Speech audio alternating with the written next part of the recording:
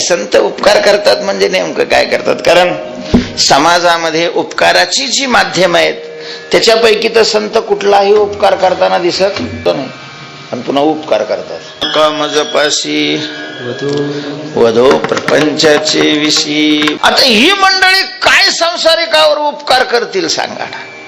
तेव्हा संतांच्या उपकाराचं तर जाग करणं हे त्यांच्या उपकाराचं स्वरूप. संसारात भरभराट करणं हा संतांच्या उपकाराचा स्वरूप नाहीये, तो संबंध नाही. जरी लावला जात असला तरीही संसाराची भरभराट जीवाला दुःखातून मुक्त करणारी नसते, अधिक दुःखात लोटणारे.